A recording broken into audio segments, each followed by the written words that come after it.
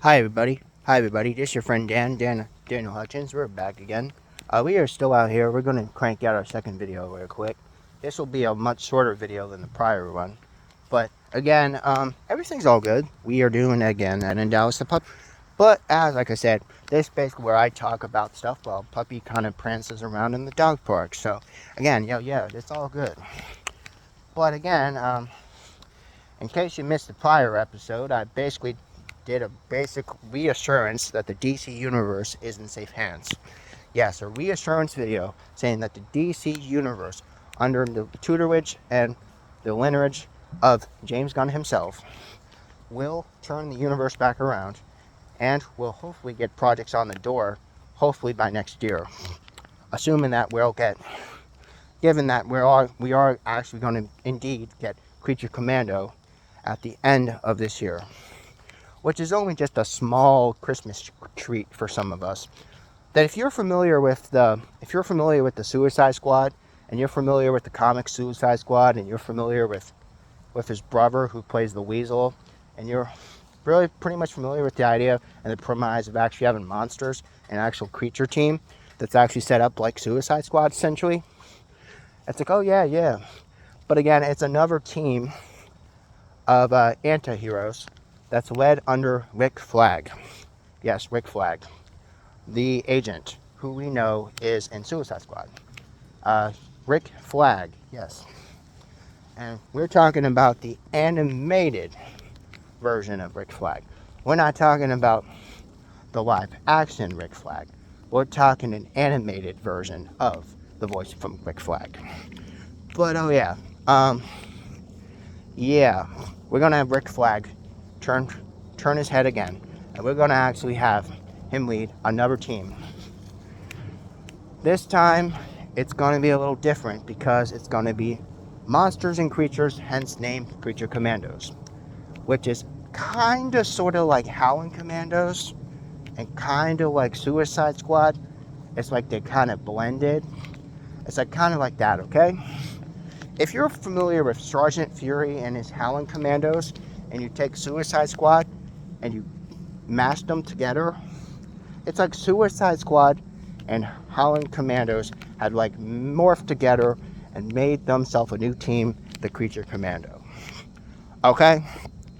And yes, it's Commandos with an ES. Not Commando, Commandos.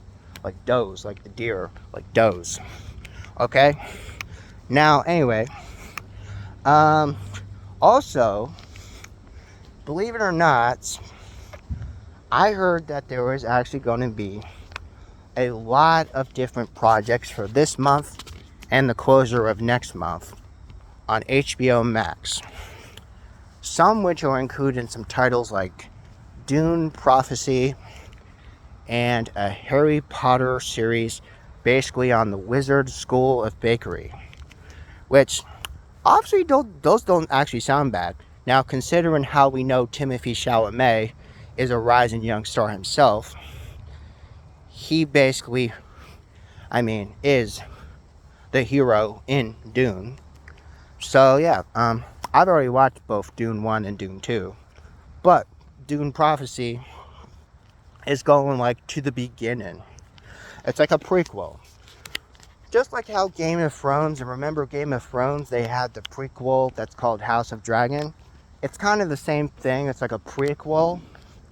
It's kind of like a prequel to Dune. So it's like Dune Prophecy is like the prophecy of Dune. Like basically it's a sci-fi thrill, pants in your thrill, kind of thriller action. But it's in the sci-fi genre type of thing. Oh yeah. Also, I also heard on a scoop somewhere that I heard that Zack Snyder, yes, Zack Snyder, will be doing his next part of Justice League in spring 2025.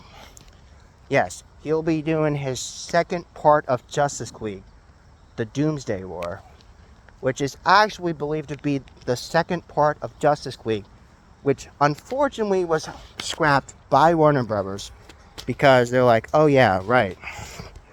It's like, they're kind of like, oh yeah, we're in favor of having a new director, a new leader.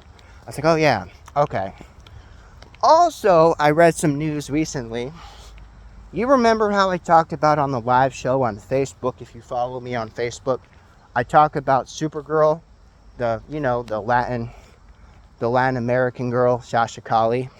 Yeah, Sasha Calle, the DCEU Supergirl, the DC Extended Universe Supergirl.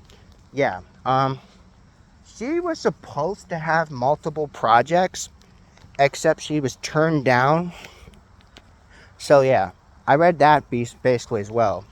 Well, basically implying that basically after her one solo credit from The Flash from 2023, Sasha Calle, the Latin Supergirl, yes, the Latin Supergirl from the DCEU under Snyderverse, aka Zack Snyder, also directed by the director Andy Muschietti.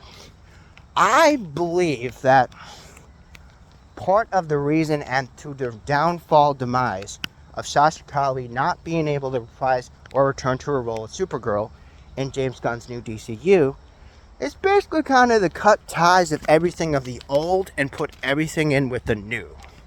Just like how they did with everything else. With all your main core heroes. I mean, you gotta keep your core heroes intact, bro. Because that's how DC Universe rolls, bro. But anyway, I recently read, oh yeah, Sasha Calle, who we know as the Supergirl from The Flash of 2023, last June, basically said, oh, I was supposed to have all these dreams of being the next, having all these projects, but now I got scrapped and turned down by James Gunn. But that's okay. That's okay. I say that's okay because at the same time, you still have Netflix. You still have Netflix. You don't need Warner Brothers. You go to Netflix.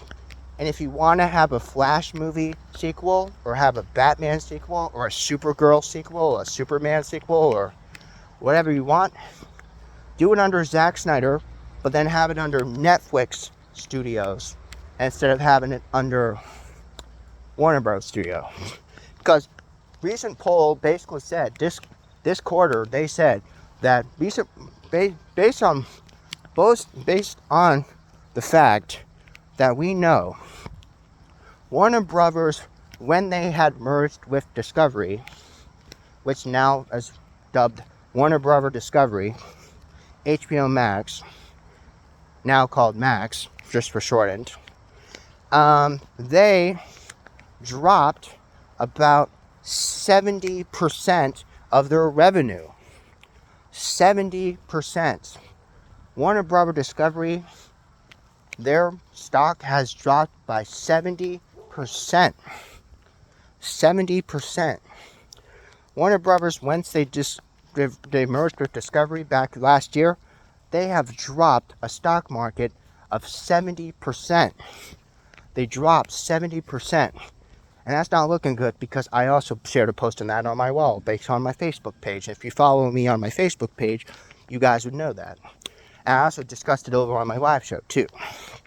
But in case you guys forgot, or you're living under a rock and you're not reading your news, and you're not hopping on to comicbook.com, you're not hopping on to comic book resourcing, I'm telling you straight hand and straight ballin', I'm telling you, Warner Brothers is not doing good right now. It's not doing good right now. So hopefully 2025 will get a rebound. Hopefully, if people show up and support David Cornsweet for the new Superman legacy in July 2025. So then that way, at least we'll sort of have some of a short resurgence. But we don't want it to be like, okay, we don't want it to be like a massive jump. Because we know Marvel is actually still cranking awesome stuff. But again, the Marvel calendar is completely different from the DC calendar. And I'm going to do this in the beginning of next year anyway. I'm going to do an actual breakdown of what Marvel's calendar in 2025 and the DC calendar in 2025. Also, I had promised that I was going to do the Star Wars calendar in 2025, which I also told you I was going to do that too. But again, patience, my friend, patience. You gotta have patience. Because with patience, it brings good things. Yes, with patience, it brings good things. So again, remember, support your comic universe. I'll see you later.